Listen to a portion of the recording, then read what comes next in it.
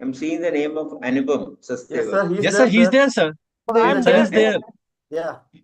Dr. Anupam Sachdev, sir, is there. He wished you, sir. He wished me?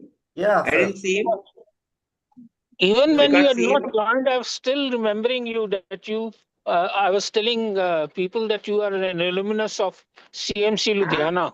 Now I can recognize the voice. I can't see the face, but I can Sir, I'm recognize the actually in the voice. car. I'm in the car, so. Okay. Audio, video is not on. Okay. Yeah. Okay.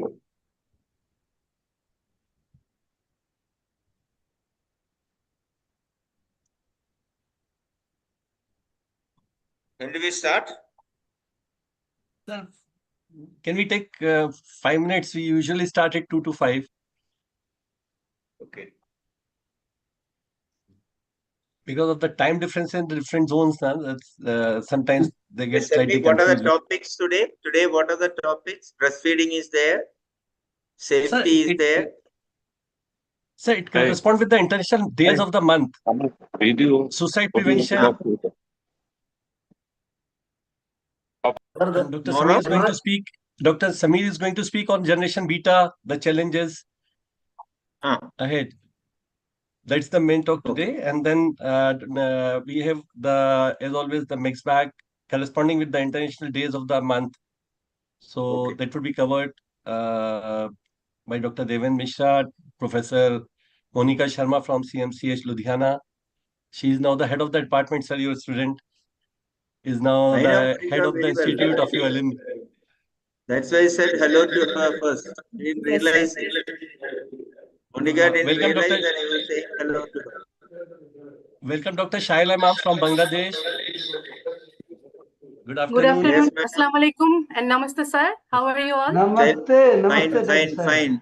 Shaila ji, okay. Yes, sir. Doing well. Doing Yes. well. Yes. Yes. Thank you, sir. So we have representation from Nepal and Bangladesh. Sir, And Narayan, for the time being, we can take from US, representation from US. No, sir, he's back. He's back. He's back. Narayan sir is back. Sir, we have representation from Maldives also now. The Is videos there? are not on. Who is it?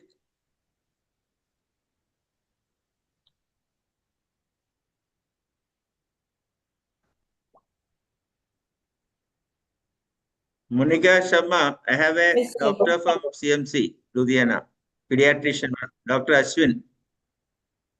He's in pediatrics. I'm trying to make him developmental pediatrician. Okay. Dr. Ashwin, yes. Yes, you remember? Yes. Okay. I think he did DCH with us. Right. Thin fellow. Well, same. Yeah. He loves dogs. What is the news about our boss, Manorama Verma? Any news? Ma'am is fine. She has been less mobile for the last couple of years, but she's doing okay. She has been having some health issues, so generally she's not mixing out with people, but she's okay. Joint is all settled now with the joint transplant and all that. Yeah. Sometimes I get it. I call her, but sometimes I get very rarely only I get her phone. Okay. I just spoke with her an hour before. You remember we have that event next week, so I had to speak with her regarding that. So if you happen to see her, say give my regards. Definitely, sir. Definitely, sir. I'll tell her. Hello, sir.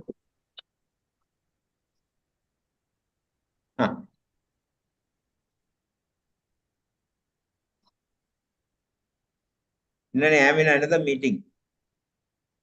I'm in a NDP chapter meeting. That will go up to 5:30. Okay, sir. Okay.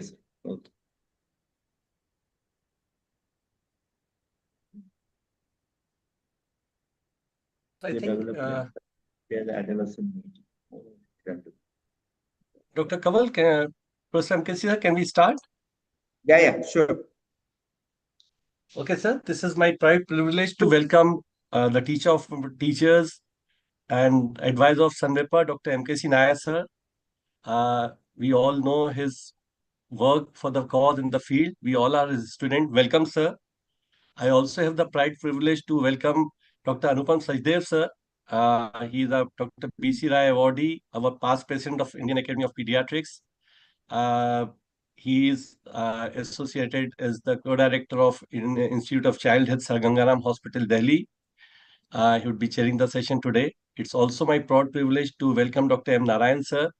Well, a person, he is the National Treasurer of the Neurodevelopmental Pediatrics chapter and a consultant pediatrician, a great friend and a great human being, doing great in pediatrics in Kochi. It's also my proud privilege to welcome Professor Hemsagar sir from Nepal. He would be moderating today's session. And today's deliberation for the first part would be by Dr. Samir Dalwai, my dear friend. He is the past, you all know, the treasurer, the joint secretary liaison of IIP, a person who transformed the disability group into developmental pediatrics, commendable achievements for the cause, for IIP, and we are looking forward for his active role in future activities. And today he presents with us the work which he had done for last, I would say, 2 decades about the child behavior and the effect of missing on the family, extended family, and its impact, and how deleterious it has been. At his as director of the New Horizons Center, which his studies are published in very established journals. With these few words, I request Dr. Samir Dalwai to. I also welcome all my seniors from the chapter, from IIP, from all neighboring countries, Bangladesh, Nepal, Sri Lanka, Maldives, uh, and also from Pakistan.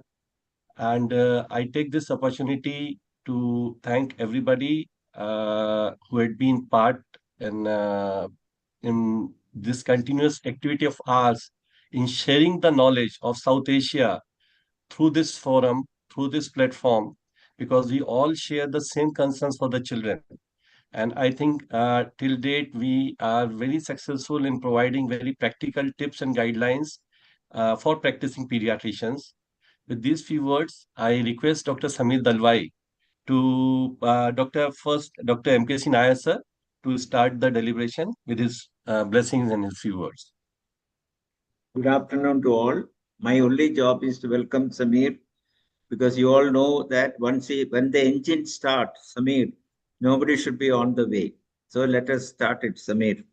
Thank you so much, sir. Thank you, my respected teacher, mentor, and somebody who we always look up for guidance. Dr. M.K.C. Nair, sir. Also, my mentor and teacher, Dr. Anupam Sachdeva, sir. As well as all the seniors here, Dr. Narayan, sir, Dr.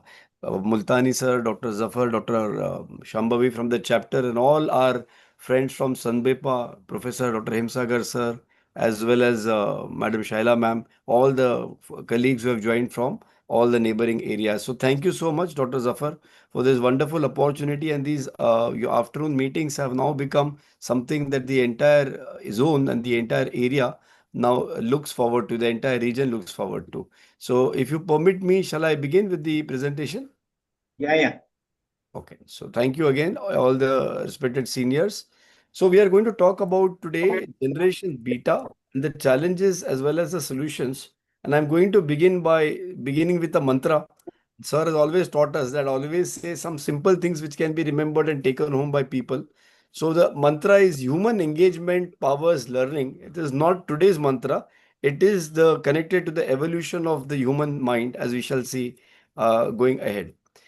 I like to begin with a question to everybody to contemplate. Do you think we are born with a perfect brain? Are we born with a perfect brain? If our genes are normal, if the neuroanatomy is normal, are we still born with a perfect brain? So going ahead, we have to understand that we are talking about children born between 2025 and 2039. So already generation beta are patients coming to us as pediatricians who are already 5, 6, 7, 8 months old. And we have already started on their journey as a pediatrician. But we must make it a point to understand that these children will inhabit a world that is quite unlike anything ever witnessed before. I am not talking about my childhood or anybody else's childhood here, or the past 2 generations or past 4 generations. I'm talking about the past 10,000 generations, because they will see a world that the last 10,000 generations has not seen due to the influence of technology in such a massive way across every sphere of life. And hence, when we talk about the brain, we must understand the environment, because we know that two neurons connect to each other depending on the stimulation that they receive. And sir has taught us always, Dr. MKC Nair sir has taught us that the entire concept of understanding learning development depends on synaptogenesis, that is the linkages and the connections of neurons between each other, which is stimulated by what the child infant sees in the world. And we must note that the maximum synaptogenesis occurs in the first 1,000 days after conception, and in fact after that we even see pruning, and hence the maximum potential lies in the first 1,000 days. Now, how did the human brain come to this situation where we get this maximum development in the first 1,000 days? And what is this maximum development we are talking about when we are talking about the entire concept of first 1,000 days and the fact whether we are born with a perfect brain or no? And this is amazing book that I would recommend all of you to know, read, which tells us about evolution, that it is not just a transfer from a four-legged creature to a two-legged creature that we talk about. There is so much of transformation that happened in the entire species of Homo sapiens, that all of this was driven by the environment and the survival of the fittest. And whatever stimulated the neurons, whatever drove the brain, got coded in the genes, and hence the next generation was born with the ready-made genes, or the genes which are ready-made for whatever evolution has happened in the human race species so far. But we must understand it's not just the difference between four-legged and two-legged. The biggest difference is the animals or the pre-Homo sapiens, always the brain worked on the concept of fight or flight. Lado ya bhag jao. If you see a stray dog, you throw a stone, either the dog will attack you or the dog will run away. He won't sit there contemplating, why did this fellow throw a stone at me? Was he throwing it at me or somebody else? Is he interested in something else? What should I do about this man? Should I go and talk diplomatic, etc., etc.? He will not. The dog will just attack you or run away. But because of this evolution, human brain, the Sir, frontal left side से जाना है. cortex, especially developed four faculties which we must understand no other animal species on this earth has. And these higher functions are the ability to delay gratification. The child, mommy says, I'll give you a toffee or a candy. If you finish your homework, the child waiting and finishing his homework for the toffee. Rational thought. Somebody tells me something, I don't just reply in yes or no. I think about it. I may ask some questions. I may ponder about what happens if I do A, what happens if I do B, what would be the consequence of A, what would be the consequence, so on and so forth, which is rational thought. And then I'm able to communicate this as well as understand the other people's communication. But the biggest challenge, biggest improvement in the human brain as compared to the animal brain was the ability to think as and for a large group. For example, if you had to hunt a tiger, you yourself are no match. So you would get 20 people to come from the right side, make a big sound and noise, and 20 from the other side, and you convince all of them, hey, you 20 come from this side, the remaining अंदर come नहीं from this. लेना. We will create a big din and scare the tiger and drive him towards the pit, and then we'll kill the tiger, etc. This ability to convince multiple people about your thoughts, get them to think like you, and then to act like you led to the concept of families, communities, society, regions, religion, nationhood, regionalism, ideologies like communism, capitalism, socialism, and simply like the formation of teams. 11 players trying to kick a football into one side, the other 11 trying to kick into other side. What is IAP? IAP is the ability where multiple 50,000 people now think of a common goal and are together as a large group. This is all the difference, the biggest difference that we have between humans and animals. But we must understand that though this was in the previous generation and handed down by the genes, it took hundreds of centuries for our brain to pick this up. And even if you are born with a so-called perfect brain which has the genes for this, we need to be born in a large family and reared in neighborhoods for these four functions to kick off or to be kindled. And that is nothing but the concept of nurturing care, where we were born or we are born in families with daddy, mummy, chachi, masi, bua, mami, uncle, grandfather, grandmother, etc., etc., going to the neighborhood, the neighbors, who all help us to understand these functions. And without them, even if your brain is genetically normal, you may not be able to get these four functions clearly. Of course, the great Rabindranath Tagore, and this is how education happened for most of humankind. And then we know about Lev Vygotsky also scientifically proving this socio-cultural theory of development about the zone of proximal development, how a child develops from learning those closest to herself himself. Unfortunately, in today's condition, you can see this cartoon telling us the situation. How it is that there is absolutely no time. The whole day the mother and the father are running after things for the child, and the child is running after things. And this, you say that somebody is helicopter to be able to go to attend these multiple classes together. But unfortunately, what is true is that there is no time for anybody to inculcate these 4 or 5 qualities into each other. I'll give you an example. The school bus comes at 7 o'clock, but little Johnny wakes up at 6:30. In half an hour, the mother has to wake him up, take him to the, brush his teeth, wash his mouth, get him to go to the toilet, wear his clothes, take a bath, wear clothes, have breakfast, etc., etc., and then get down. There is no time in the middle of this. If the child says that, Mama, Zafar took my pencil yesterday and I'm very angry with him. Ideally, Mama should say, oh, Zafar took your pencil. Why was that? Did he forget to bring his own pencil? Did his mother forget to give him? Maybe he was afraid that if he doesn't bring a pencil, teacher will scold him. And maybe you are his friend. So he thought, why don't I take my friend's pencil and I'll return it to him tomorrow. And if you are so unhappy, you can ask him, Arey Zafar, why did you take my pencil yesterday? Why didn't you ask me about it? So go talk to him, etc., etc., etc. In doing all this, the mother is exposing my brain to the concept of delayed gratification, communication, rational thinking, and working together as a group with the other person. Today, in that half an hour when the mother has to do those 500 things and otherwise the child will miss the bus, she has no time. She says, okay, he took your pencil. He's a bad boy. Don't talk to him anymore. Cut away. Don't connect with him. Don't ever see him. And what we are doing is we are lapsing into the easy comfort of binaries, yes or no, good or bad, right or wrong, strong versus weak. And this is now coming to the families and parenting as well. This is worsened by the fact that there is no neighborhood today. Nobody has time for each other. And hence, a child who's weaned on screens instead of neighborhood in isolation is unlikely to learn social maneuvering, which we all learn from our social situation. And then when we go ahead, we also find that parents today do not understand the need for families or neighborhoods. The only thing parents come to a developmental pediatrician is why my child is not doing well in school, whether he is a child with autism not getting admission because he is not speaking, or a child who is not reading and writing correctly, or not sitting in his place, or a child who is an adolescent having multiple other issues. There is absolutely no concept in the parent's mind about the lack of social situation and the social maneuvering that the child would have been able to learn in the neighborhood and in the community is not even on the parents' mind. But dear friends, you will be shocked to know all of us are so important, give so much importance to education and schools, but we must not forget that schools are based on the binary. All knowledge is binary. 1 plus 1, if you say 2, you are right. If you say 3, you are wrong. So right or wrong. If you give 50 right answers, 50%, you have passed. If you give less than 50%, you have failed. So pass or fail. If you have passed, you will be promoted. If you fail, you will be demoted or in the same class. If you follow all the rules of my school, you are a good girl. If you don't follow the rules, you are a bad girl. So please understand, Newton's first law is Newton's first law. You can't say Newton's second law there. Either you are right or you are wrong.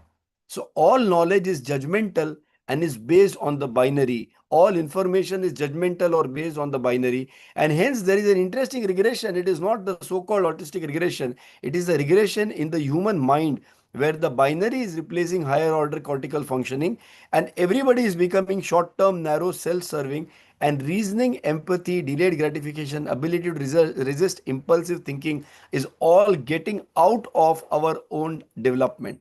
And hence, children born and developing in a binary world do not understand fraternity, brotherhood, bhaichara. What is bhaichara, yaar? I have to look at my own thing. Equality. People used to fight earlier for equality, for giving equality to those who don't have. We fought for our freedom struggle, social causes, for morality, naitikta, and empathy, helping those who are not as well off as you. Today's children are not concerned about any of this. They are only concerned about the fact that 1.5 GB of their data does not run out by evening, because otherwise they will not be able to survive, because they are only concerned with that 1.5 GB data that they have to use their social media connections. And everybody is only looking at an isolated, self-centric, quick fix, poorly thought through macho solutions. Just look at the kind of movies which are getting big hits nowadays. Some movie like the Super Boys of Malegaon, which talk about fraternity, equality, people working together, doing something for society, doesn't even run for 2 days in the cinema theaters. Whereas something like an Animal, which is completely macho, masochistic, anti-feminine, female, all those movies are making 1,000, 2,000 crores. And this is where we are realizing that violent crimes are increasing in India, and this is not being checked by any kind of government or anything else that they do, because the problem is not at the government level, it is at the social level. We all talk about decreasing suicides. The only thing that is decreasing in suicides is the age at which suicides are being conducted. You have now class 6th. I had gone to Madhya Pradesh a couple of weeks back, and I was told 2 children in class 6 committed suicides. I mean, what, 6th is what, 11, 12 years old?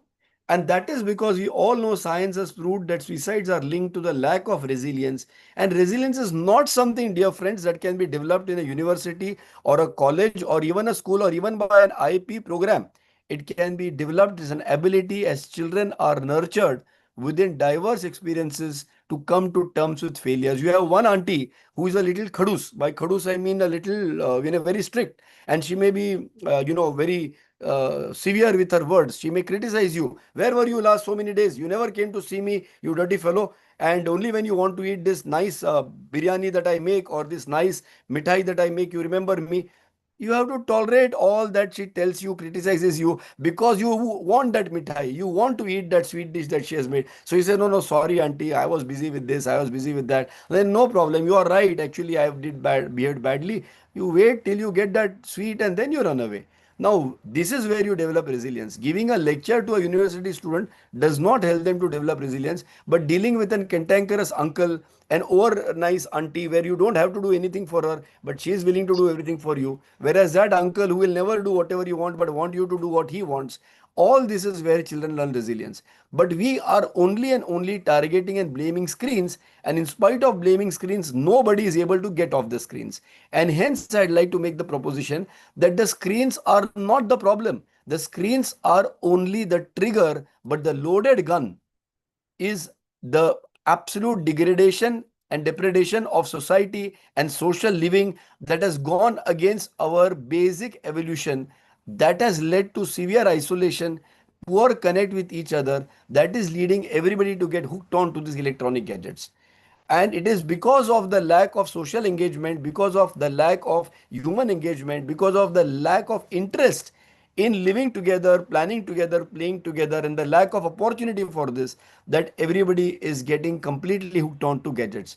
And hence, dear my respected Dr. M.K. Nair sir, I'd like to propose this, that we should look at writing this book from cradle to classroom the last 25 years, because unfortunately the great craze to put your child into school has led to the bypassing the scaffolding of family and neighborhood, which were essential components of human rearing over 10,000 generations, as told by Lev Vygotsky. And hence my proposition is, we propose that lack of nurturing care actually prevents the kindling of essential genes, resulting in so many developmental behavioral problems. It is not a bad gene, and that's why it's not too surprising that even for autism we haven't been able to find a bad gene, or for ADHD there is no a bad gene.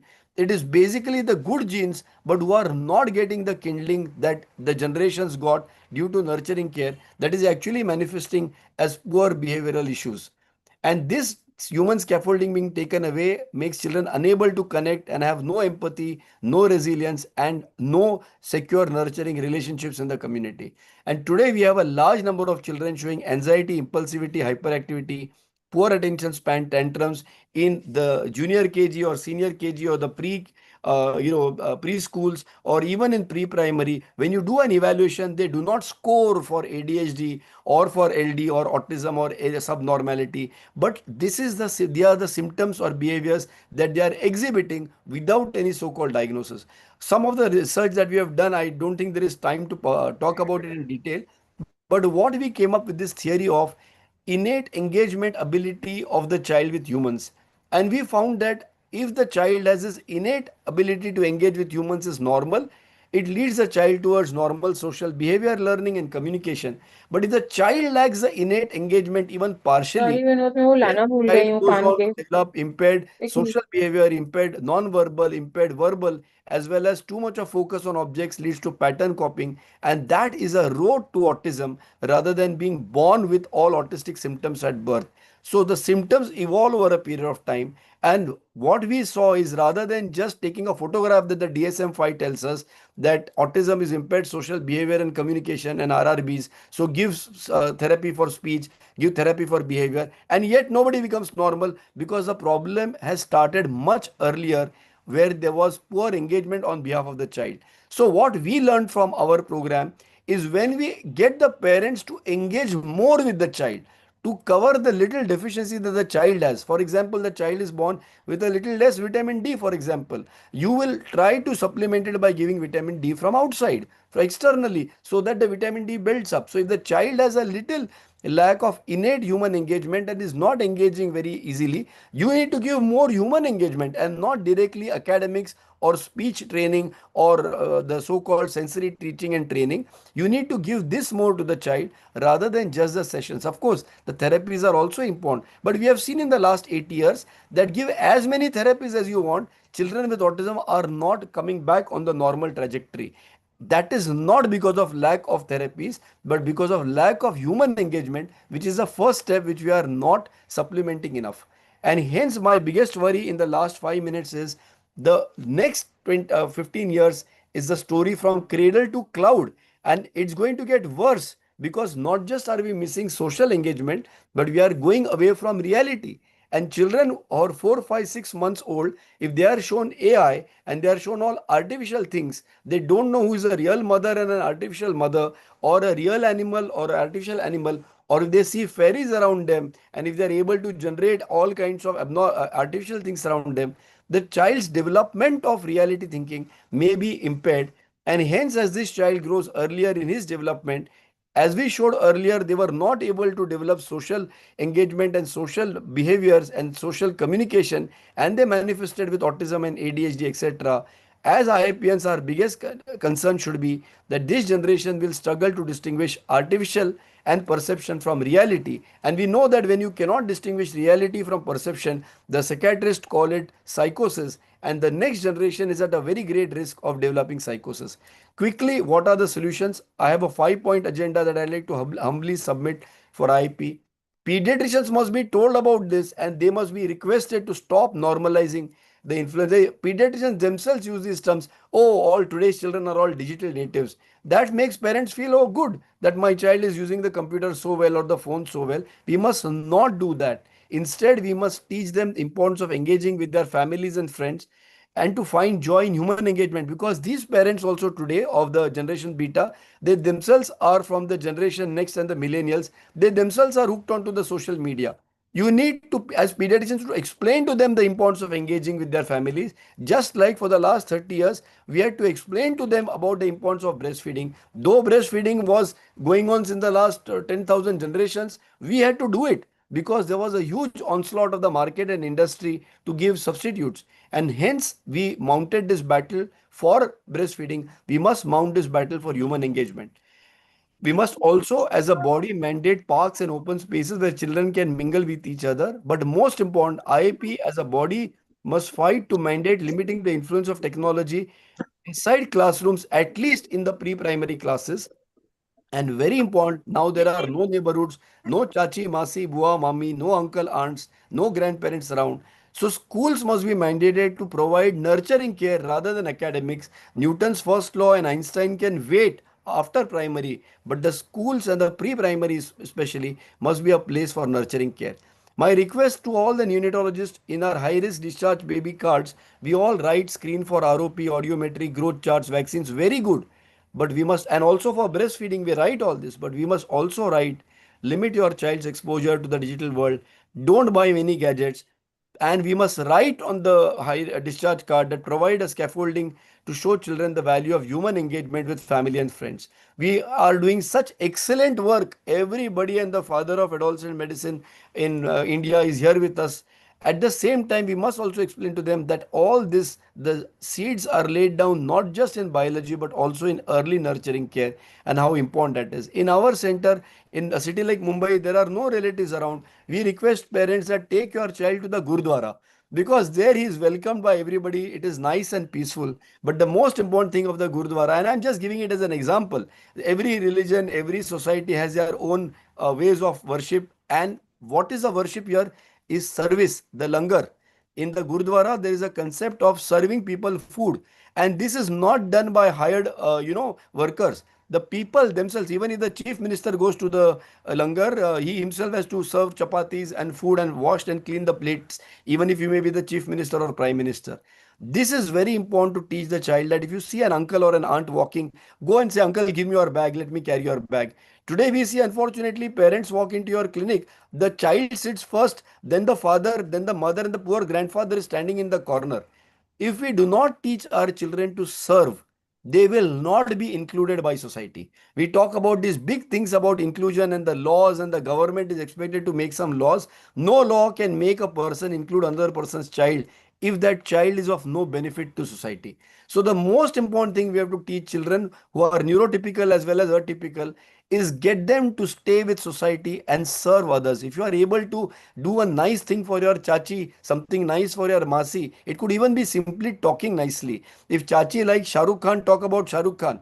If masi doesn't like Shah Rukh Khan, don't talk about Shah Rukh Khan. So serving others, making people bit happier is what allows people to include you. If I am of no use to any of you, you will have no use for me. So we have to teach this to parents, that we have to power human engagement, and hence nurturing care needs to be probably adapted a little bit to define that this is learning to adapt to different practices. Chachi alag hai, masi alag hai, bua alag hai, mumani alag hai, khala alag hai.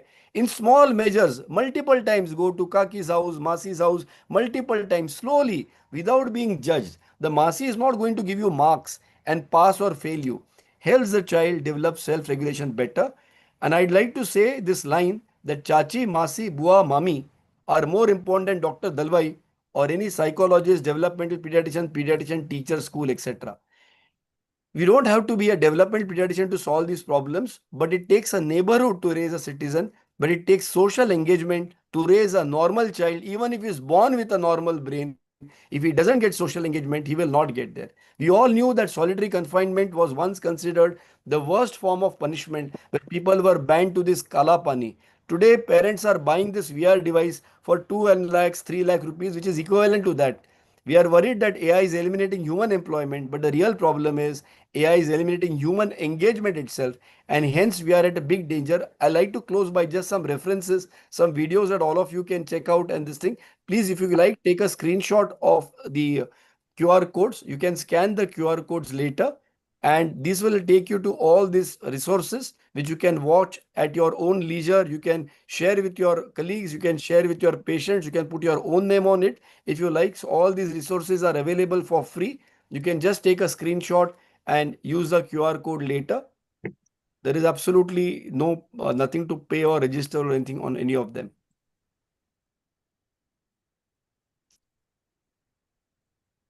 So these are the articles that we've written in Outlook about social structure and suicide prevention. Finally, I'd like to close with this great picture of this great song, Rote Hue Aate Hain Sab, Hasta Hua Jo Jayega, which says that everybody comes to the world crying. But as a pediatrician, we are very happy if somebody comes crying. We get a call, labor room may come quickly. The mother is about to deliver. The first prayer while I'm driving in my traffic is, Baba God, please make that child cry. So we want the child to cry when he's born. But if you are a good pediatrician, and if we are true advocates of children, we will make sure that after that, for the rest of their lives, children don't cry. And if we have prevented children from crying and we make sure that they are happy, then we can leave this world laughing. And in that sense, all the pediatricians can be the true Mukaddar ka Sikandar they will be the ones who have really achieved something for this world. And that is possible if we can work to establish an independent consolidated ministry of children and adolescents that makes everybody focus on children and adolescents. Unfortunately, all the ministries currently have adult component. The adults are voters. So we need an unadulterated ministry of children and adolescents. Thank you very much. And I have shot over by about 4 minutes. So thank you for your indulgence. Thank you very much. And again, respects to my dear teachers and love to my friends. Dr. Anupam Sachdev, sir, we need your kind. Thank you, Zafar, and thank you, Samir, for an excellent talk and brings into perspective the current sort of obsession with AI and all these things, because it is reducing our interaction with the, as you say, chachas and all those things, because what I see is that when I was a kid, I was told stories about various, people who had participated in Mahabharata or Ramayana or any other thing for that matter, by my buas and other people who would come and stay with us, and they would teach us these things. I think that is what is missing, because the interaction is the key thing. And if you do not interact, do not give your child the interaction, human interaction, it will make a tremendous difference, and it will make the child totally autistic kind of a personality. And we need to look into that and see how we have to get over this. Yes, I agree with AI is a good thing, but how far and how much is the key thing.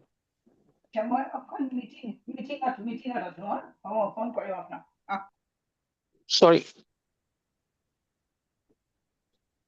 Any other thing? Please continue. Sir, Yeah, please Zafar. continue, sir. No, Yes, sir, I'm please, sir. I'm through. Yeah, I'm thank you, through sir. here. Thank you, sir. Thank you, sir. Dr. MKC, Thank sir. you. Dr. MKC, sir. Yeah, I'm here. I'm here. Okay. Yeah. I think I was mesmerized by the philosophical talk that Samir has done. I have seen him 20 years ago as my student, and now he has become my teacher. Excellent thing. And what I see in him is another Y.K. Ambedkar. He may be saying very simple things, but the language and the style in which he says it, every time he have heard Y.K. Ambedkar maybe 50 times.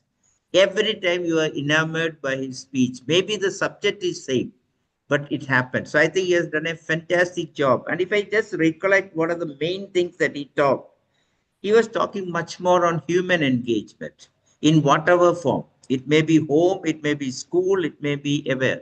That non-personal belief. Now let me, I liked one slide that he showed, 11 o'clock, one stimulation, 10 o'clock, another one, third one, this. This is a huge thing because there was an international article. They are saying that Southeast Asia and Africa, actually people are not getting enough stimulation. So they are becoming mentally retarded, sort of. You understand my point? Or the intelligence level average is less. But as I go to hell, if anybody get human relations, anybody get early stimulation, it is the poorest of poor in Asia because they have no restriction whatsoever. Why this study has come from a small mind? Because they only calculated number of paid interventions in Western countries. Child go for this for 1 hour, child go for other one for 1 hour. So that is not the way child is taken. Child has to be put in the natural. So I think human engagement and community living, he said, is excellent. And AA, he made a very good comment. And that is, we need to really look at how AA can be very useful and it's not going to go away. But if you are going to see, you cannot differentiate from your mother from another AA with exaggerated parts. Child is going, I'm putting it very nicely, with all the exaggeration shown in the AI, the child is going to get totally confused. In our time, we only said mothers should not use perfume so that the baby can get the smell of the mother. Now the eyes also, they have to do something. They don't know what they are seeing. Is a mother or exaggerated scenes? I hope all of you understand what I mean. So that is going to be a very important point that he has said. Then he's talked about Another one is parenting. We spend so much time teaching autistic children, group therapy and all that. But I think I like that idea he said. Sometime you need to spend time with the purely for parenting. In fact, we have started that. I've engaged a brilliant parent to take out opinion from parents on what to do. And we are starting that in a big way. So that's a very good thing. You spend so much time with the child. We also need to spend exclusive time with parents so that they understand what we mean. And the last important thing that, you said the Langara in Gurudwara, I think that is the best thing in the world that I have seen, where even the chief minister of the state, the present chief minister, whatever who is in power, if he has to come there, wipe the shoes of everybody there, Absolutely. clean the burden, clean the thing. I've seen it because 10 years in Punjab, I've seen this happening. Big leaders coming and doing it. There cannot be something more humbling that to a child. When he sees such people come and doing all this, that's a beautiful example that he has said. Hats off to you, Samir. You have already become a great leader. You are going to lead pediatricians. Definitely. Thank you. Thank you, sir. I have no words to say. Thank you, sir.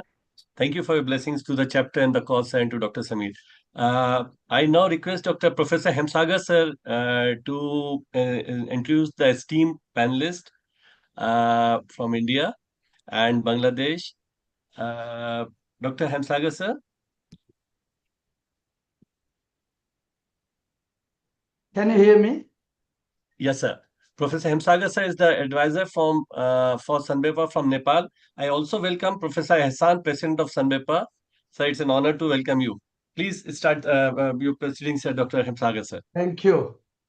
Thank you, Dr. Jaffer, Dr. Shamir Dalwai, Professor N.K.C. Nair, sir. I mean, excellent presentations going on, and the expert comment from Nair, sir, was great. Without spending much time, I would like to invite our panelists for next session. First and foremost, I would like to invite Professor Dr. Devendra Mishra. He is Director and Professor at Maulana Azad Medical College.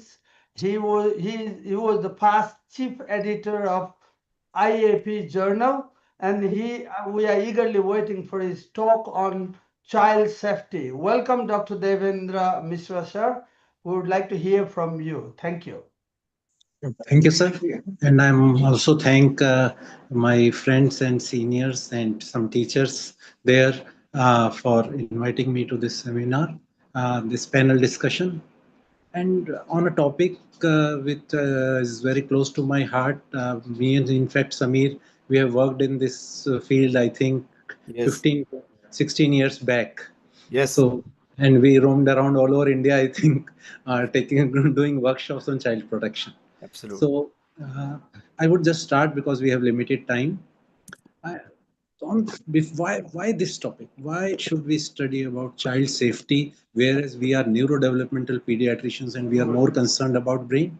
I'll start with the sentence from Blake's article in Lancet long time back, but he said that environmental exposure early in life exert a profound influence on health and development across the life course. This is a topic which not only pediatricians, other specialties should also read up, because the environmental exposure has profound impact throughout the life course on your development, also as a development, as neurodevelopment and a development as a human being, and on your health.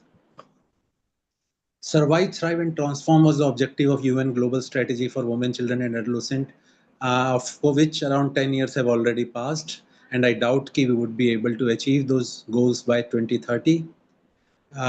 Although there has been much decrease in the number of under 5 child deaths to around 4.8 million, which is almost a 30% decrease, but quite a few of those who survive are not able to thrive. Why? Around 250 million under 5 children are at risk of not reaching the developmental potential, and this has implications for their health, education, well-being and productivity throughout their life course, as I will come again discuss in the coming slides. What is the link between child safety and neurodevelopment? Physical security and emotional stability are essential for a healthy brain growth. Why? Adverse experiences like child abuse and neglect or chronic stress frequently leads to dysregulation of the neuroendocrine immune circuitry in the developing brain, which leads to an alteration in the brain development during a sensitive phase, the under 5 period, the period for the maximum development of the brain. At that time, these alteration or dysregulation of this circuitry will lead to increased risk of neurodevelopmental disorders.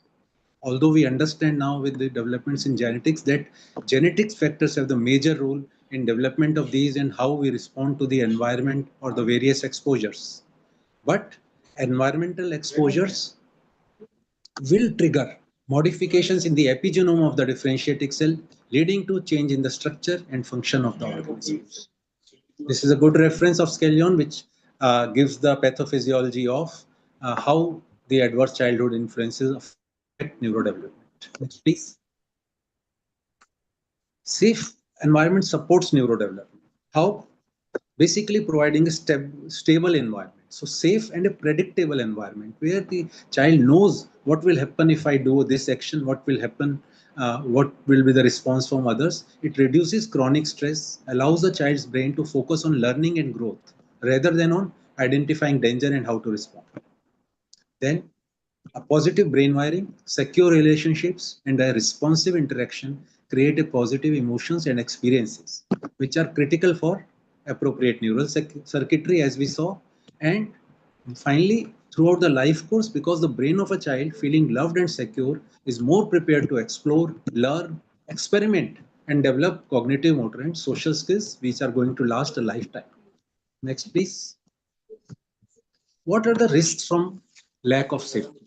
Exposure to a stressful or neglected surrounding leads to feelings of fear and insecurity, which subsequently disrupt this circuitry in the developing brain.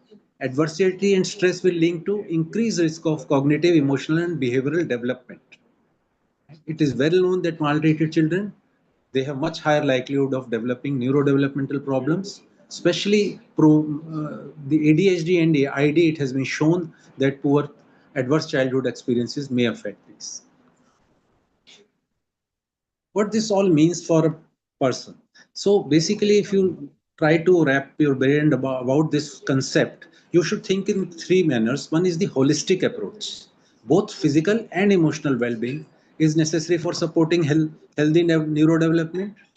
Secondly, these are interconnected. Brain development is complex with genetics, environment, and other related factors related to nutrition, etc., interacting to shape the child outcome. And out of these, genetics may not be modifiable. Environment is a factor which is modifiable and we should focus on them. And lastly, how do we prevent and intervene? We need to mitigate the adverse by providing stable, positive relationships, which are essential for optimal neurodevelopment. Next, please. So I'll just close with two more slides. So what are the practical suggestions from my side?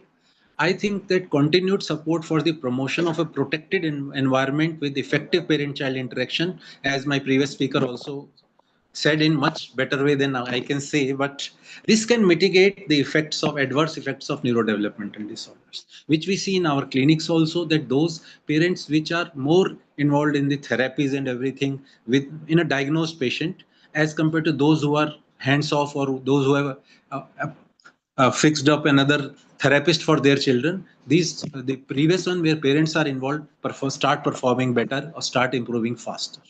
Secondary, I will targeted support and indicated support, the terms used in the NCF framework. So I will use again that targeted. We can ensure in our practice, in our day-to-day life, that children who are at risk of unsafe environment, we can identify them and support them more than what we are doing for the other children. Some of these unsafe environments are well known: single parents, substance abuse by parents, or children with a disability which hinders their meeting other people or meeting other children. And indicated support. We have to, in our routine practice, proactively identify and report either child abuse or malnutrition or neglect as per local laws to ameliorate continued adverse influences and therefore support child development. So what I would like to say basically, we need to create a safe, predictable, and protected environment free from threats for all children, whether you identify them as at risk or not, so that we can support their neurodevelopment, which has implications for the whole lifetime. Thank you.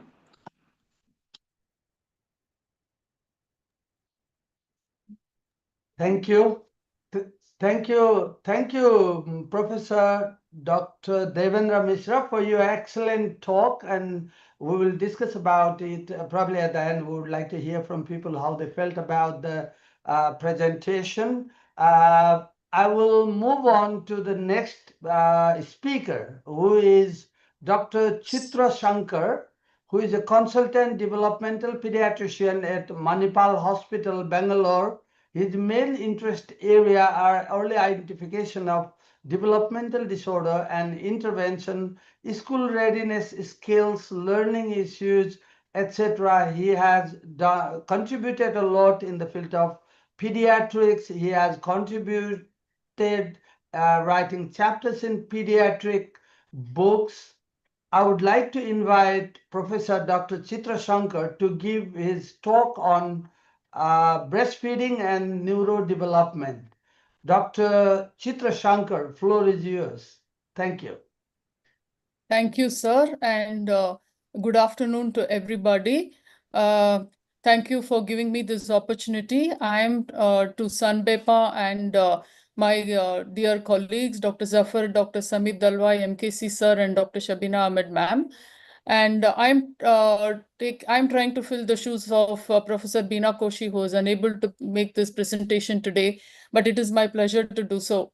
So child development and human potential, we all know the importance of the first 1,000 days in child development. It is a period of rapid child brain growth. There is a tremendous increase in the size of the brain, volume of the brain. The brain is very active during this period in synaptogenesis, making various connections, white matter development, and so on. And during this period, it is very important to provide this brain the most important thing, the optimal nutrition that it needs for its growth. And what else can be better than this but optimal breastfeeding practices? And what happens if this period of development, the child is deprived or the human beings are deprived of this key nutrient? This results in a tremendous loss of human potential, and deprivation can have lifelong consequences. While optimal breastfeeding has tremendous benefits in cognitive potential, in linear growth, and protection from malnutrition, so many diseases and infections. Next, please. So there is a meta-analysis in breastfeeding, and this is a systematic review and meta-analysis of breastfeeding and neurodevelopmental outcomes in preterm infant, and this has been published in Front Public Health in the year 2024. And what does this meta-analysis reveal? So this compared a group of children, over 3,900 infants were analyzed. Multiple studies have been included in this meta-analysis. And here it shows any breastfeeding group, any amount of breastfeeding compared to non-breastfeeding infants showed a better long-term cognitive scores. You can see to the right of your slide, the data that has been presented, 4.1 cognitive scores, which completely towards the right, indicating better long-term cognitive scores and benefit from breastfeeding. Whereas in other areas such as language scores and motor scores, the results are not very conclusive. What about the preterm infants and their neurodevelopment? The breastfeeding infants, any amount of breastfeeding showed less neurodevelopmental impairment in the long term, whereas the motor and language development was inconclusive, clearly showing the benefit of breastfeeding for cognitive development in the long term. Next slide, please. Next one.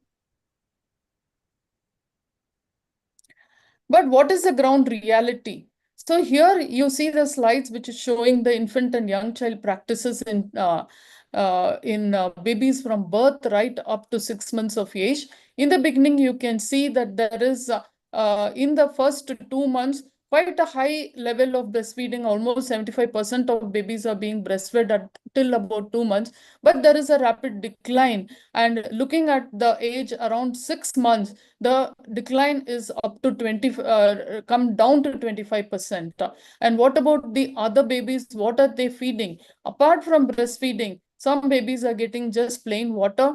They are getting non-milk liquids. They are getting other milk, animal milks and formula.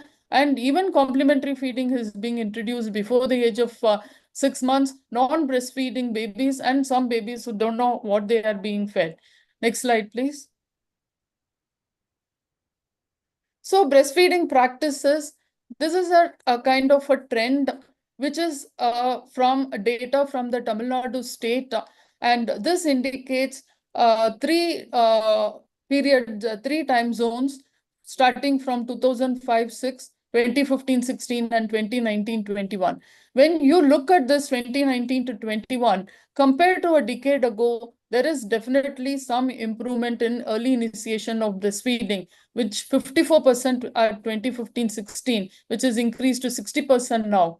Exclusive breastfeeding has also improved from 48% to 55%. Timely introduction of complementary feeding, 67%. Continued breastfeeding at 2 years, however, has come down from 21% to 13%.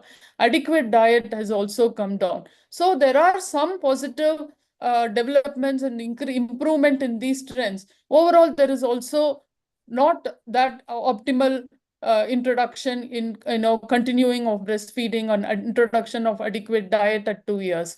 There is a little bit of decline in terms of under 5 children with stunting. Under 5 children with wasting has come down. With severe wasting has also come down from 8 to 5%. Overall trends are good but not optimal. So breastfeeding provides a head start for the baby. It is optimal for brain health. The breast milk provides DHA and PUFA, which are very important for brain growth. They provide the solid foundation for increasing in brain volume, increase in cortical thickness, increase in development of neuronal pathways, and so on. And however, there is a trial called the DANI trial, which was supplementation of DHA in mothers from 20 weeks gestation right up to 6 months postpartum, and in looking at their neurodevelopment. And this was a trial in India. And this trial evaluated the children for motor quotient and mental DQ at the end of 1 year with DASE. How there was not much significant difference seen in those children who were given DHA versus those who received placebo. This was a randomized controlled double-blind study, and this did not reveal much of a difference. This could be because of several other factors, as neurodevelopment is a very multifactorial thing, and there may be other factors which are influencing besides just DHA. There could be duration of treatment, the dosage required, and so on, which could be affecting the results. So we don't know. However, we know the benefits of DHA and PUFA in breast milk, which is very required for optimal cognitive development. Besides this, we also know the role of breastfeeding for immunity, for growth, and just now we heard about the importance of emotional and social development, the bonding which is produced by breastfeeding, and all of these things are protective for the baby in terms of long-term mental health. Not to mention the benefits for the mother, which results in protection of mother from various diseases like breast cancer, ovarian cancer, endometrial cancer, and so on. Next. This is a study. This is a MALAD across 8 sites. This MALAD is a study which was actually went into etiology risk factors of interactions of enteric infections and malnutrition and the consequences for child health and development. And this study went on in 8 countries, including India, Pakistan, Nepal, Bangladesh, South Africa, Tanzania, and Peru. And here you can look at the graph which indicates age in days and the percentage of children that are exclusively breastfed. And in the beginning, 100% of the infants are breastfed, but you can see there is a rapid decline in the exclusive breastfeeding even with before the end of the first month. This is almost uniformly seen to various extent in all the sites. So early introduction of other feeds we know is also linked with high risk of mortality. Next.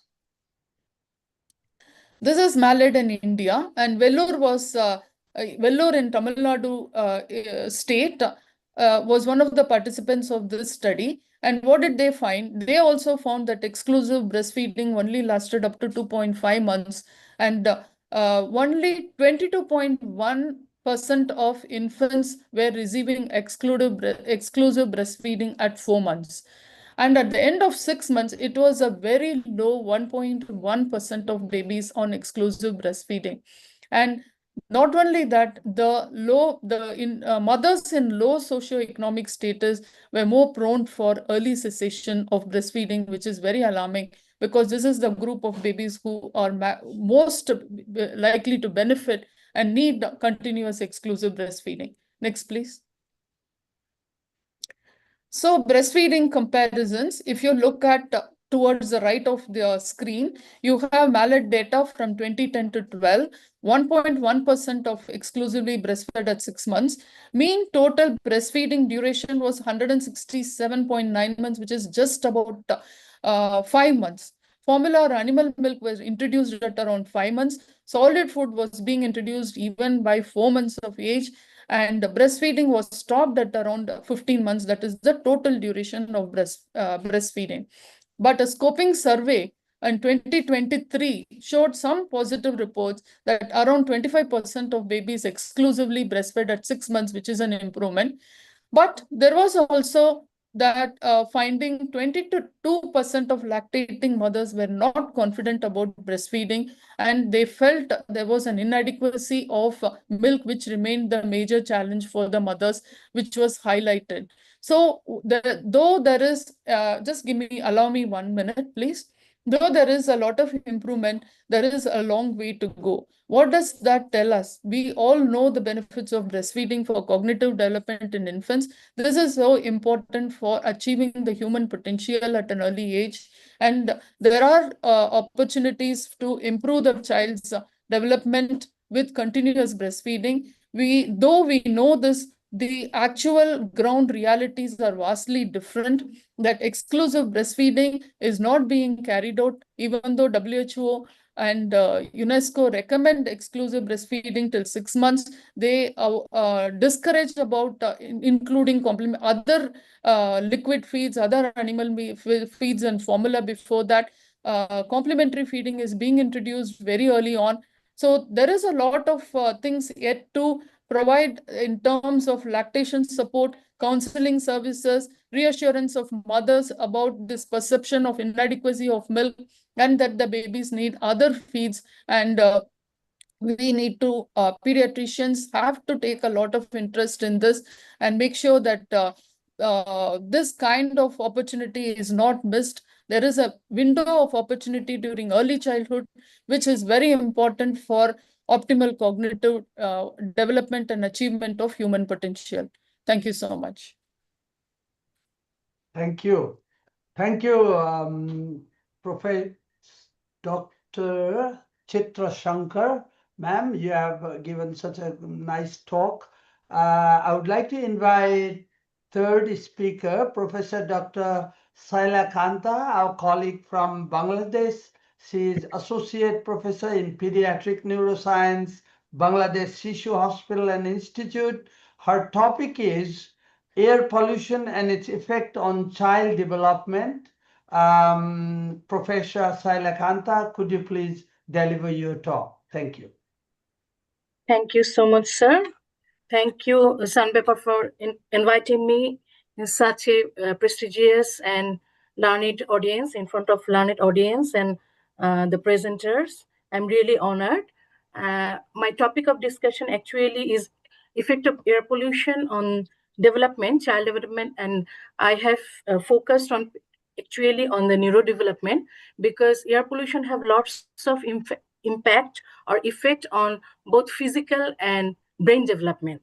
At first, I would like to say something about what are the air pollutants are here, and I would like to introduce with these common air pollutants and target population, who are the target population, and what is air quality index and effects of air pollution on development and how we can prevent this. Thank you.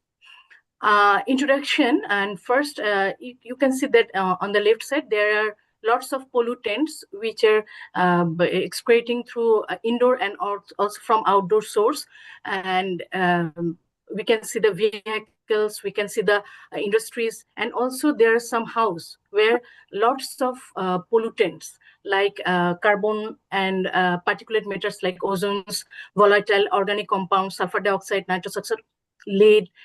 These all are very much hazardous for our brain and also for all the organ systems. But for child and early childhood and in pregnancy periods, these are very hazardous. And because the pediatric populations are particularly vulnerable because of their underdeveloped natural defense mechanisms, blood-brain barrier immune systems, higher ratio of breathing rate to body size, and less awareness of the condition of their surrounding environments. You can see that during COVID period, air pollution was very less. And what happened at that time, we can see the clear sky, we can we cannot feel the smokes. So it was, we can imagine that how many pollutants are in every day we are facing. So are we when Dr. Samir was presenting regarding his presentation and generation beta, that I was thinking that whether we are creating a zombie generation or not, because the people, I was really scared of the next generation, what is going on actually. But actually we are also responsible for this situation because when I was searching about the air pollution, there are lots of factors we can easily combat or we can easily reduce for our next generation. And it can be very I can feel that we have to do it, we have to really do it. Next. If we look at this air quality index, we know everyone that air quality index is a crucial metric for evaluating the quality of the air we breathe. And it is the 0 to 50 on the air quality index scale. It signifies that air quality is considered satisfactory. But you can see the scenario of the last year, 2024, air quality index in world. There are 8 countries, 4 are from South Asia. That is, we have ranked on the 2nd position from Bangladesh, and then Pakistan, then India, and then Nepal. And I didn't find Bhutan or Sri Lanka in this group, but probably the air quality index is not less than 100. So, but in the scoring, we are 4 countries from South Asia we have in this group. So how it works? This air pollution actually causes the health hazard by 2 ways: if in utero exposure or in antepartum period and postnatal period. How it occurs? Because it can causes through maternal respiratory uptake and endocrine disruption and placental impairments and impaired oxygenation. And finally, it causes neuroinflammation, oxidative stress, neuronal damages, and structural changes, and also neurotransmission interferes and astrogliosis, and also microglial activation and protein aggregation. This all happens either through direct transport or either through systemic inflammation or oxidative stress.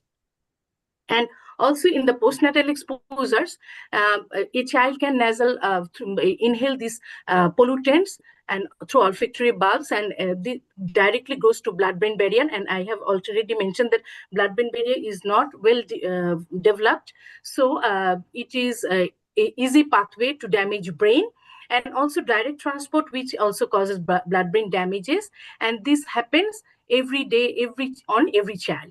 And you can see there on the right side there is a small picture on the little child. Behind there is lots of smokes and full of organic compounds, lots of air pollutants, and our child is passing through this all the time. Next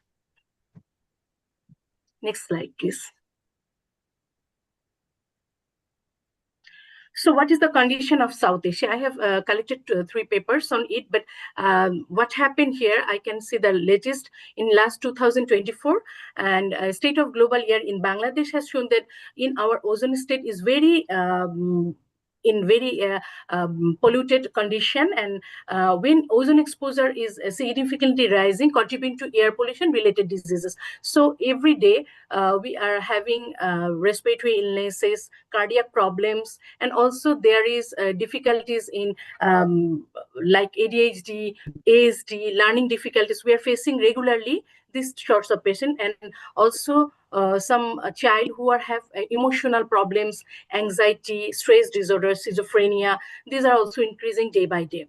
And also there is some reports from UNICEF in last 2024 that air pollution damages children's brain, lowers IQ, toxic air lowers child's IQ and memory.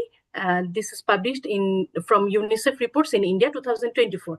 And there is another paper by Ashish Kesi et al. In Nepal that the usage of polluted fuels for cooking has an increased odds of congenital birth defect. Actually, what happened in our household, females are working all the time in the cooking, and there are lots of like coals, sometimes kerosene, or lots of hydrocarbons they are using. So in case of that cases, there is a chance of having congenital birth defects of the child. Next, please. So what we have to do? We have to prevent this air pollution. Otherwise, our child will become that sorts of problems every day. So promoting green transportation. What is that? We have to encourage walking, cycling, and less use of vehicles, and also use the public transport. I don't know what happened in India or Nepal or other South Asian country, but in Bangladesh, we have lots of vehicles in the roads, and there is also traffic more. So what happened, and also black smokes in the all over the urban areas. So what happened, our children are also become obese. So we have to promote this green transportation. We have to create the green spaces. Tree plantation is very important. Due to this urbanization in our country and all over the country, all over the world, we are seeing that cutting of plants and urbanization is increasing day by day. Hills are also destroyed, and rivers. In Bangladesh, we have lots of rivers, but the rivers are not in a full stream. So what happened? The soil quality is also decreasing. People are coming from villages to the urban areas, and it's also increasing the population density in the urban areas. So what happened? Air pollution is also increasing day by day. And education on energy conservation. Actually, we have to teach our kids to not to use more energies. We have to off the switches, not using more medias or electronic devices, and minimizing the indoor pollution. For indoor pollution, smoking is a very important indoor pollution. We have to combat that, and also the use of heavy metals in the houses should be reduced. Choosing the sustainable products. There are lots of things are happening in our world, and to protect our environment, there are lots of sustainable products are recently advised. Like we in our country, we are using or we have some instruction not to use polythenes or like that. So sustainable products are very important, and raising awareness, which has no alternative, because there are lots of policies and there are lots of rules, but a violation of rules are going on. So through Sanbepa, I would like to request, please raise your voice regarding this combustion of the air pollution and its effect on the child, and we have to work together. Thank you so much. Thank you for patience hearing. Thank you. Thank you, Sailakanta ma'am, for your wonderful presentation. Now we have got another speaker, Professor Dr. Monica Sharma, whom I know when I was doing my fellowship in medical education in CMCL, Ludhiana in 2015. She was then faculty of medical education team as well as consultant pediatrician. So she heads the Department of Pediatrics. She is medical educationist. That's how I know her. And with special interest in pediatric neurology and pediatric developmental disabilities. I'm very eager to listen. I'm sure we all are about suicide prevention from Professor Dr. Monica Sharma. It's my privilege to welcome her. Welcome, Professor Monica Sharma, to deliver your talk. Thank you. Thank you so much, Dr. Haim, for that warm welcome. I remember our few days together at CMCL, and you're right. I do consider myself a medical educationist, but I am primarily a pediatrician with a special interest in pediatric neurodisability. And today I want to thank SANBIPA as well as the NDP chapter for thinking of me as the speaker for a topic which is very interesting and which I have developed more interest in the last few years. And I think I will come to why I find it more interesting. Can we have my slides in a single view? I can see Dr. Shambhavi on my screen instead of my slides alone. Okay, I'll continue talking. Meanwhile, I find it very interesting that we started this panel discussion with Dr. Mishra talking about young child safety. And we will be ending with another topic about safety, but this is safety of adolescents. And I feel like while for young children, we want to think of safety from the environment, suicide prevalence and suicide prevention is a topic where we are talking of saving our adolescents from themselves, because suicide is something which comes a lot from within, but a lot of influencing factors from outside. Sorry, Dr. Monica, can you see the slides now? I just had Yeah, I changed can few see settings. the slide, but I can see your video and my slides together on the screen. So maybe I'm not sure how it is for everybody else. Okay. Sambhavi, It's you the put same. off your slide. Sambhavi, you put off your video. It may Right, help. sir. Just put off Okay, your sir. video. Okay, sir. So the reason why this topic is really important is that if you look at the figures here, that world over, this is a research, not just the Indian research, this is from world over, which says that 20% of teens at any point of their teenage period have thought of suicide, which means that if we are 10 people sitting here, at least two of us may have thought of suicide when we were teenagers. But sadly, this figure is rising.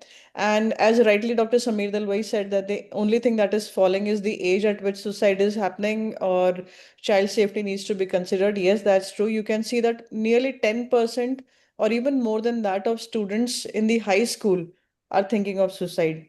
And we have data of suicides from the National Crime Records Bureau. This is not just a research by a particular doctor, but this is NCRB data, which says that the absolute numbers has almost doubled in 2021-22, which is the period just after the COVID lockdown started.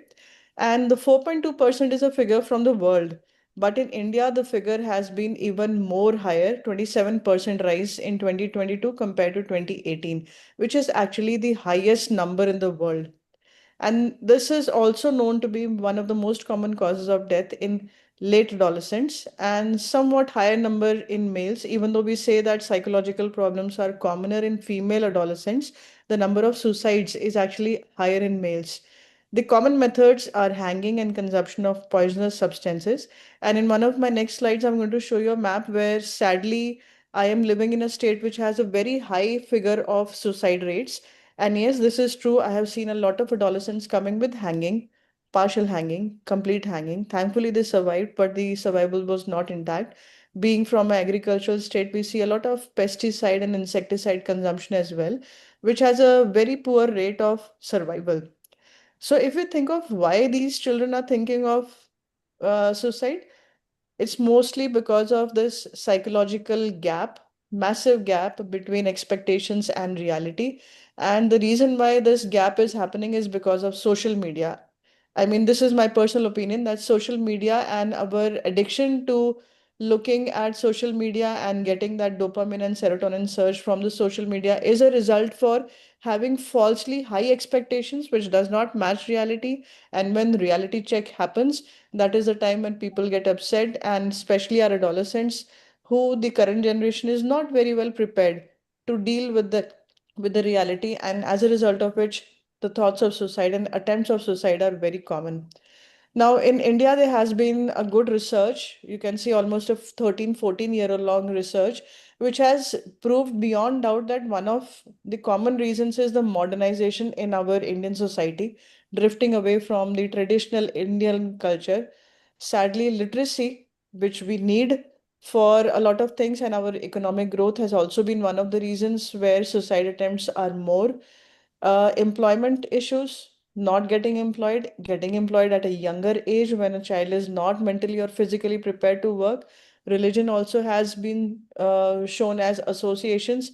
I'm not sure which religion should be blamed as being one most responsible for adolescents considering suicide, but it is not really religion directly, but the religious and influences on the culture and lifestyles which are responsible for creating this psychological divide in the mind of the adolescents. The rapid social changes which have been happening over the last couple of decades, change in our lifestyles. And it is not just as if the lifestyle changes are happening in the cosmopolitan cities of India, Delhi, Bombay, Chennai, it's happening everywhere, even the small cities. And the small cities, I would say, are the twilight zones where they are looking at westernization and social media, but they are living in a different kind of a scenario. And this gap results in disillusionment, and a lot of time there is a tiff between the child and the parent. And I've seen a lot of children thinking about suicide, coming to our hospitals, getting admitted because of all these things. Social media and the impact on relationships is something which is disheartening and interesting. I mean, I don't mind quoting one of my patients here. I had a 15-year-old girl who came with acid ingestion because she wanted to get married to a older guy she had just met on Instagram, never seen, only spoke once on the phone. I mean, seems to be something very difficult for people of our generation to digest, but these are things which are happening, and we must be aware of these things happening in the society. Next slide, please. So this is the map I was talking about. The red zone is the zone with the higher suicide rate. So you can see I'm living in the belt. This is the agriculture belt. And this is also the belt which has a very rich culture, but now is drifting towards westernization, which is resulting in the gap.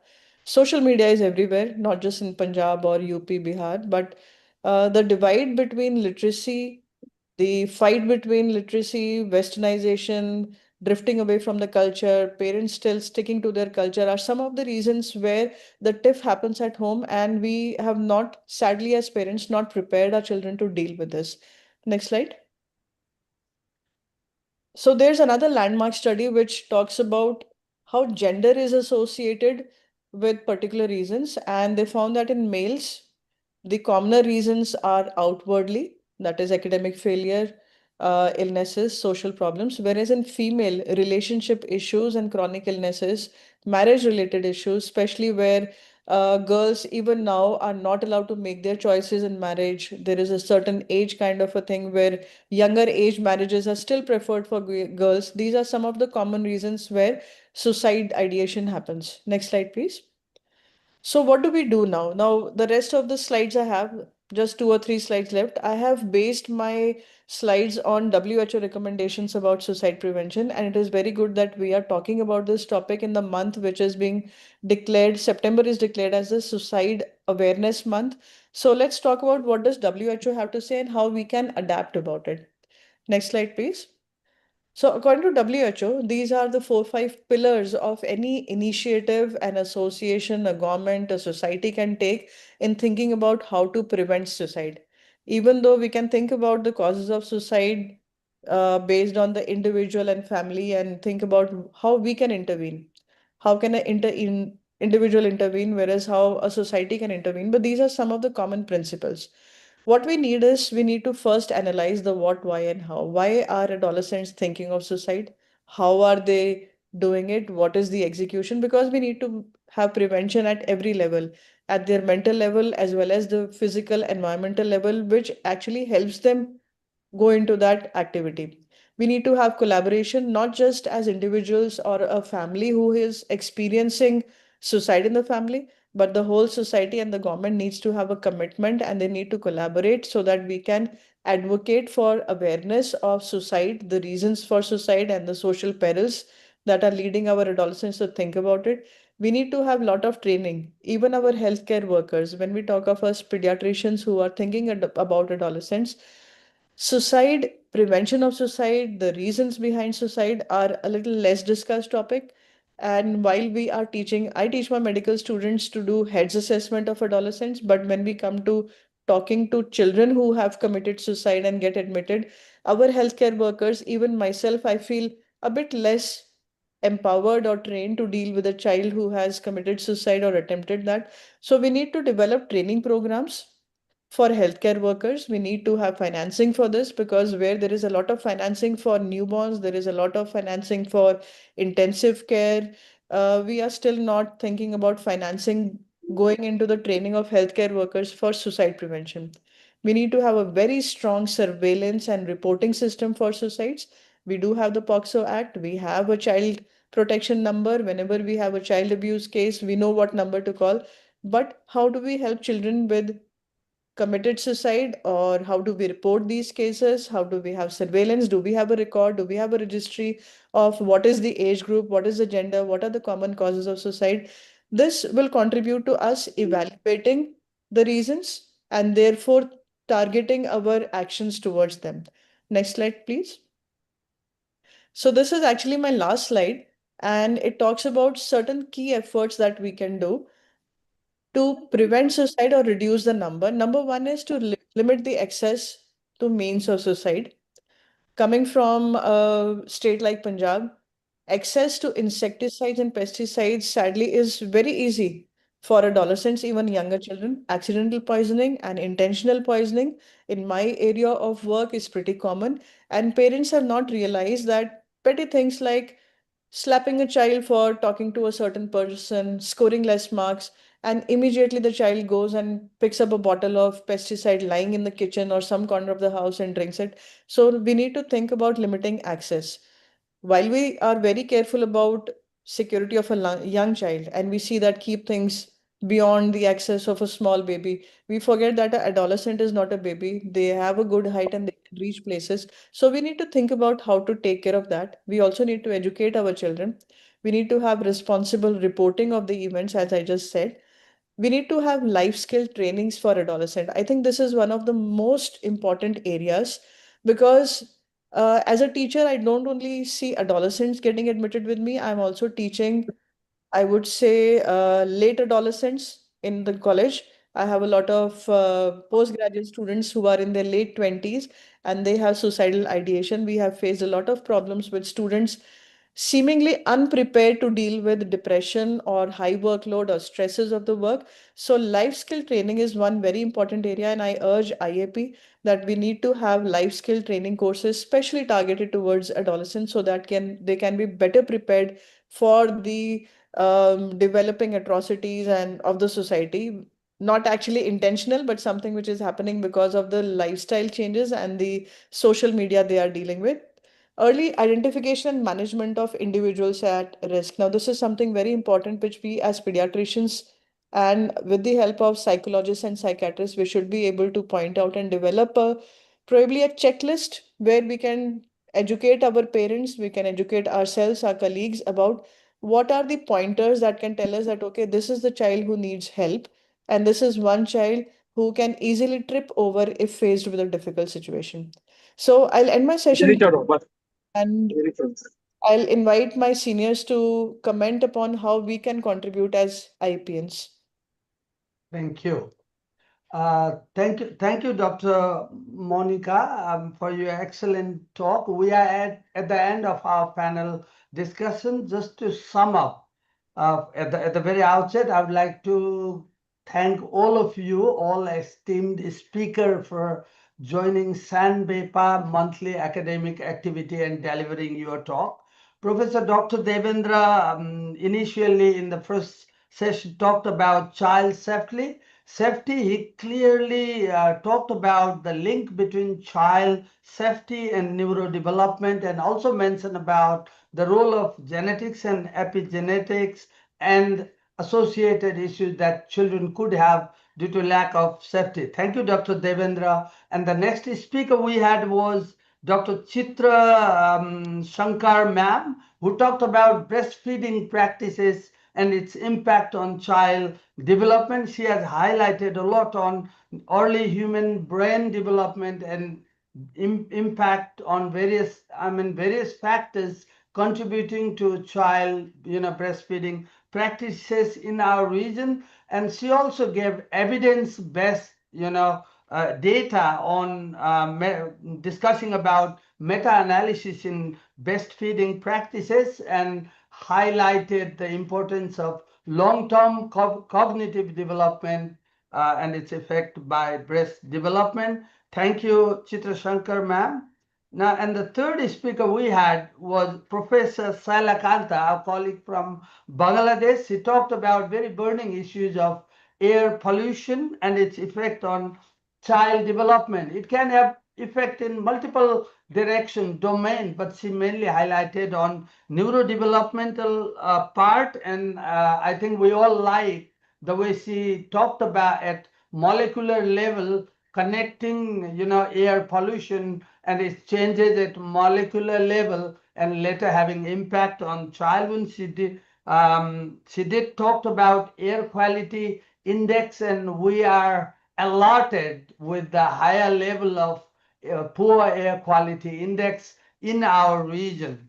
And thank you, Dr. Shailakanta ma'am. And the fourth speaker, Professor Dr. Monica Sharma, has talked about such a relevant topic of suicide prevention. September is a month we marked for suicide prevention as per WHO. And she talked about epidemiology, and we were worried, due to increasing prevalence of suicide in our region. Recently, we had 11-year-old girl committed, suicide using organophosphorus, through hanging, and we couldn't save that little girl this month. So it's so sad, and there was no very serious reason apart from mom not giving her opportunity to use mobile phone. So the impact of social media, Professor Monica talked about, is quite relevant these days, I guess, and its impact on relationship. We really, I think, are worried these days how social media is impacting on relationship within the family, within the peer groups, and its impact. And she did talked about suicide prevention, which was great. And the last thing, not the least, I want to also highlight is using health assessment. I have started that practice in my institute, in the college, and guess what?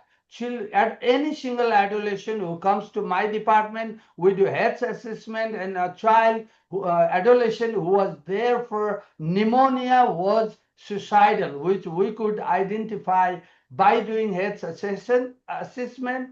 I have made it mandatory in my department. I think this is not a kind of big thing, it's a small thing, but if we put it regularly in the system, it does help. By saying that, once again, I would like to thank all esteemed speaker, Dr. Samir Dalwai, and our advisors from India and different countries, Professor M.K.C. Nair, sir, M. Narayan, sir, and all guests, Dr. Multani, everyone.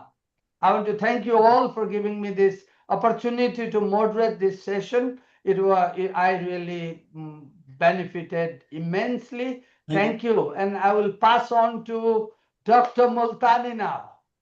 Thank you. Sir, I request Dr. Narayan sir for his expert comments, sir. Dr. Narayan sir. Thank you, Dr. Sabar Binay, for giving me this opportunity to chair this session.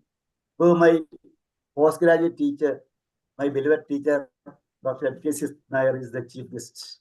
He has taught me the basics of pediatrics, so it's a privilege for me to be here.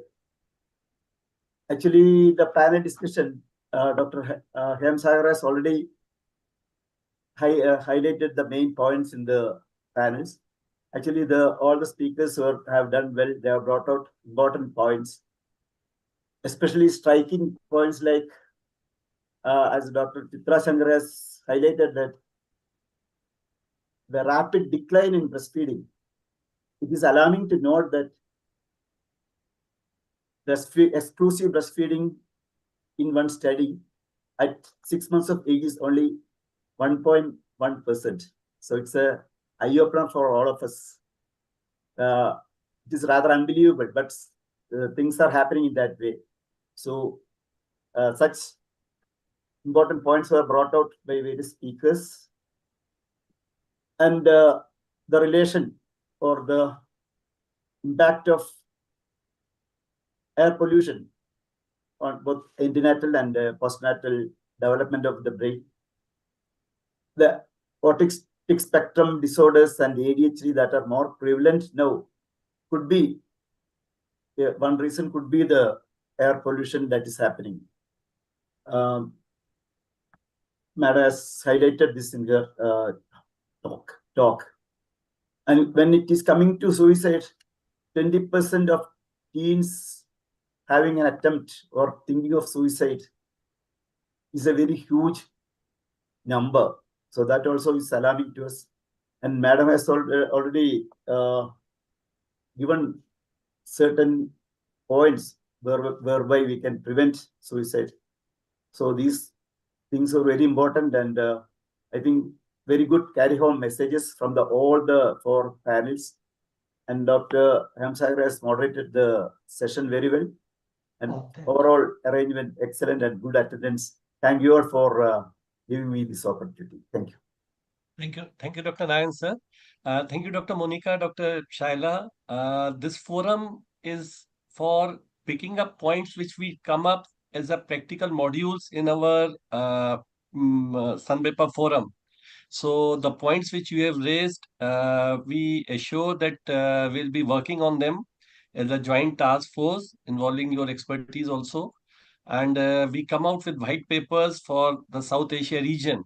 So definitely regarding pollution, which Madam Shaila very aptly pointed out, and Dr. Monica, Professor Monica Sharma, who pointed out sort of a module or at least a checklist. I think a head start, which Professor Hemsagar said, sir. But I think a checklist would be a great idea for an adolescent clinic if we have in our area, because as you rightly pointed out, it's a very, very big factor which can be prevented and can be a big source of where we lose adolescent with so much of potential for very, very penny things, as sir said, not getting a mobile or a breakup in a relationship, which Dr. Samir highlighted because of unfortunately poor resilience, I think is the key factor which is working. So thank you, Dr. Samir. Thank you, Professor MKC Nair, sir. Sir, your expert comment. I will also like to thank Professor Dr. Shavin Ahmed, Madam, presence of Dr. Indu Sharma, Dr. Maria, Dr. Luna from Nepal, and all other senior persons who have joined. Professor Ehsan, sir, if you can, if you would like to highlight a few points. Sir, your parting comments, Dr. MKC Nair, sir. I think Professor Ehsan, sir, is not live. Nothing except saying that it is superb, well conducted, well organized. But the last word should be from our chairperson, Dr. Muftani. Sure, sir. And Dr. Shabina Ahmed, past chairperson, both. One word, that will be great. Yeah, it has been an excellent learning for me, as well as bringing forward the focus on social communication and emotional development, and the facts that have been stated by every speaker has been very well, right? And I would like to appreciate there's on child safety and neurodevelopment, that the pregnant mothers are cooking And that is done on kerosene and coal and all that. So this is another subject probably we really need to work on to prevent air pollution. And of course, another thing about Dr. Chitra is that she brought out the figure of 1.1 at 6 months of exclusive breastfeeding. So now this we have to relate with the maternity leave that the mothers get, because most of the mothers are working mothers, and thereafter breastfeeding stops. So probably this is an action that we need to take. And of course, Dr. Monica Sharma's talk was wonderful, where our focus as pediatricians should be to find out the reason for suicide and how are we going to give that support. That we pediatricians are the support and the parents are the support, and find out the reason why suicide takes place. So I think it's been wonderful and wonderful learning and wonderful takeaways. Thank you. Multani sir. Thank you, Multani sir. Thank you, Shabina ma'am, and thank you. I think first and foremost, I should thank our chief guest for today, Dr. NKC Nair sir, and our chairpersons for today, Dr. Narayanan sir, Dr. Anupam Sachdev sir, and our moderator for today's panel discussion, Dr. Hemsagar sir. I think all the speakers were excellent. I think in this era where the trend is like becoming Western or getting Westernized, I think we should not forget the good things of the past, like the benefits of breastfeeding and a healthy environment and their role in child development. And I think it is our duty for the Gen Z, Gen Alpha, and the incoming Gen Beta, which Dr. Samir very aptly said, because the future is there. I think it is our duty that we all, Sanbepa members, we all should hold hands and move forward in this direction for protecting our combined future. I thank each and every one of the speakers and all the attendees for today's session. Thank you so much. We'll meet again for the next session. Dr. And Kamal, thank you, special Dr. thanks to Dr. Indu Surana and our Dr. Shambhavi for conducting the event. Otherwise, we'll be having trouble next time. Please, we need to thank them, especially for conducting this event. Thank you, Dr. Indu. Thank you, Dr. Shambhavi. And thank you all Thank my you, Dr. respected Zafar, teachers. yeah, for keeping us together. Thank you so much. Thank you, sir. Thank you. One quick word about the journal, Zafar bhai. Yeah, we humbly request everybody to please send journal articles for the journal. We are eagerly waiting for the DOJ approval in this January by January 2026. So all experts from South Asia, their students, you can please send articles for our Indian Journal of Developmental Pediatrics. Thank you very much. Thank you, Dr. Samir, for reminding. Thank you, Dr. Zafar. Thank you, Dr. Samir. Yeah. Thank you, Nair sir, Dr. Hemsagar sir, Dr. Narayanan sir. Thank you all. Everybody. Shabina madam, nice to see you. Thank you. Yeah. All the